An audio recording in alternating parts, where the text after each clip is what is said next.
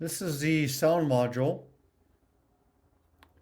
and it's big enough where I don't need the microscope at the moment. But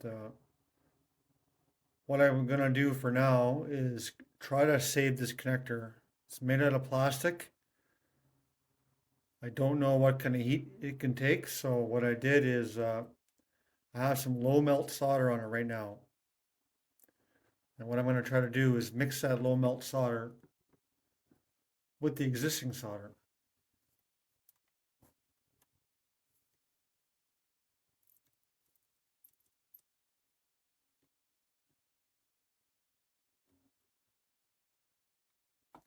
And I'm using solder paste just because that's the only one I have at the moment.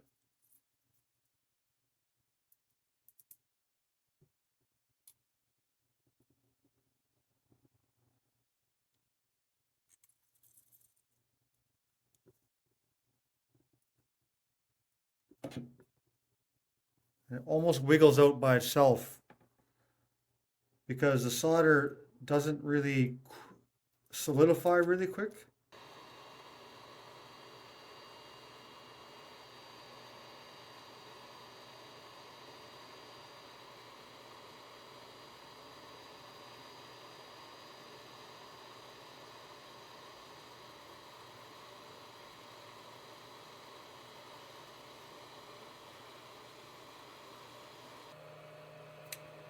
Looks like it came out perfectly fine, no damage, nothing's melted. Just probably have to clean these pins off a little bit. You want to get that low melt solder off again, so I'll just unwick that. I won't show that process.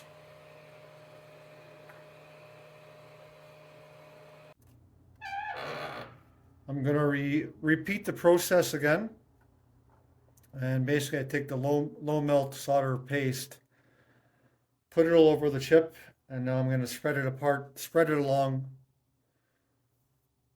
and get the two solders to mix. Then I'm gonna use a little bit of hot air and gently lift them off.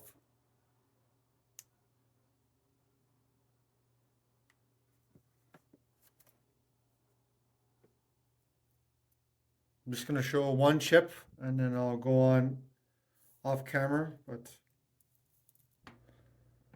too bad I couldn't show that I missed the last two, but sometimes using the low melt solder, the chips will literally fall off by itself. And let's see if we could do it to one of these other ones here again. Basically, just move it along. Other side. You see it already moved, right? Another chip off. You wouldn't be able to do that with regular solder because it literally solidifies once you take the soldering gun off. I won't try it on here because there's four of them, but here I'll just gently move across with hot air and it should come off. You could probably heat the back side of the board too. We could try. Just going to preheat the whole board. There are a couple caps in there, so using a hot air does run the slight risk of them having blown up. Never happened to me because I usually would tape those off, but I'm using very low heat right now.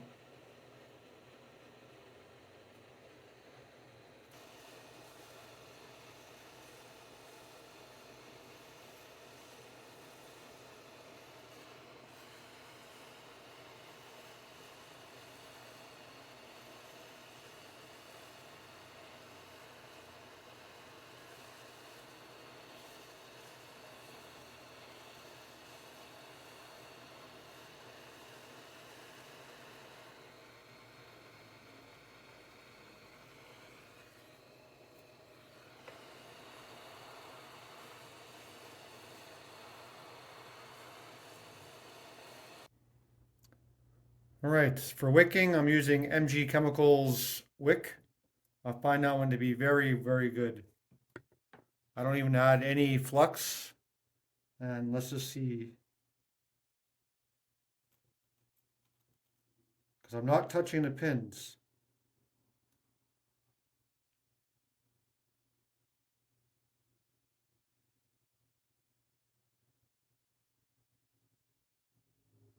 That's does a very clean job. Probably go over it a couple more times though.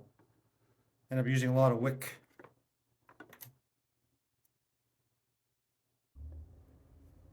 All right, here's my chips. They're all taken off. I cleaned all the legs, just doing a little inspection. And what I suggest is take a picture of your old board. That way you know the orientation of these chips.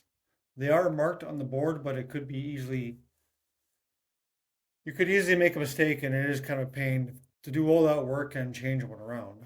But if I show you on the microscope, the creator of the board also made an interactive sheet. So you could look at all the components and chips, know where they go, and then check off when they're complete. I'll be doing that, and I'll be doing that off camera. So what I'm going to try is to hand solder. Not everybody has hot air stations, and not everybody has reflow ovens. So what I did is I tinned 1/2 of the pad.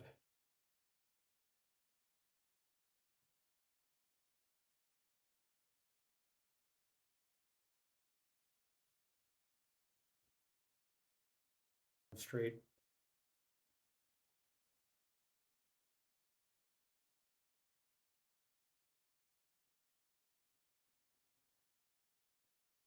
Looks like a pretty big, nice joint. And let me just do one more time on the other side. There we go. Oops, didn't actually show that in the camera. Let me turn down the light a little bit too. There we go.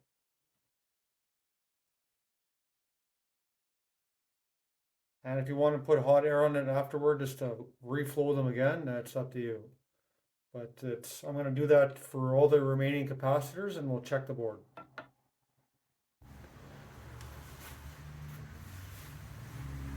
So I got my solder flux dispenser. Okay, it kind of looks like this.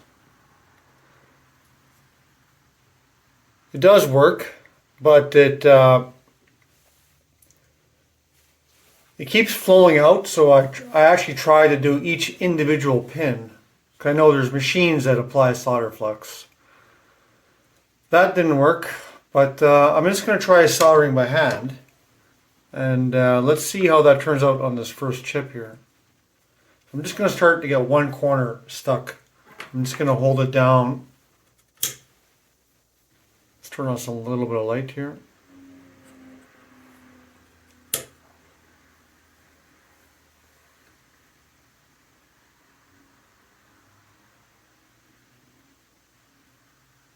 Here I'm trying a chip with some solder paste and just a regular wire, and it seems to work a little bit easier for this application. So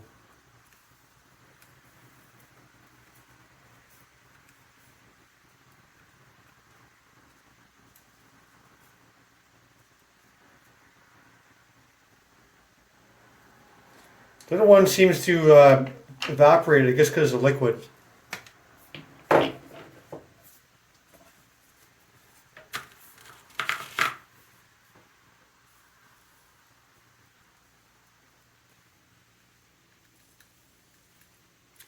Look how nicely that solder just flows with the MG chemicals.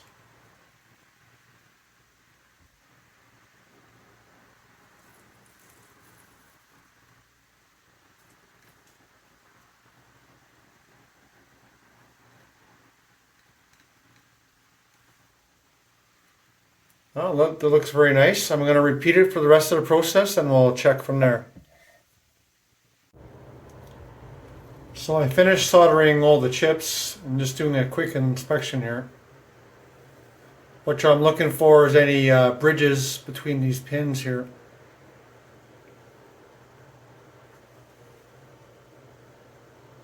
I have an order of what they call a barrel lens or something similar name, because everything here is just, it's too zoomed up on my microscope for these bigger pieces. So that comes from AliExpress. Hopefully that helps. So I have a few more things to solder on this board. All the chips are on. Let me just focus that in there a bit. Chips are on. Just gotta do the electrolytic capacitors. I think there's two of them and one big ceramic one. And you're gonna do the connector. So I'm gonna solder it on, and then we'll clean the board and give it a test. So I finished soldering on the connector, the two capacitors, and this ceramic resonator. So the ceramic resonator I did reuse again too, because apparently that one is pretty hard to find. And if you do use one that's close, you have to do some fine tuning, changing capacitors and stuff, which something which I don't know nothing about. So it doesn't have any polarity. I did check, but of course these two electrolytics do. And the PCB board is marked with a positive right there, as you can see. So what I'm going to do now is I'm going to just clean off this board a little bit. I'm going to plug it in the Super Nintendo and see if it plays sound.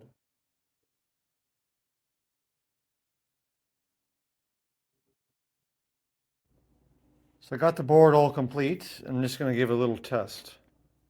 And one thing to check is make sure you got no solder bridges between all the pins. I'm not going to use the RF shield on the new build either. I got Super Mario Brothers in there. And hopefully this works with no issues. I do hear sound. So it appears to be working. And that'll be part 2 of the video, and the next part will be working on the other main board, and I'm just waiting for some more Super Nintendos to come in the mail. But one thing to note is if that board did not work, your Nintendo will not come on. So you cannot run the Super Nintendo, at least this model, without that board. Thanks for watching part 2.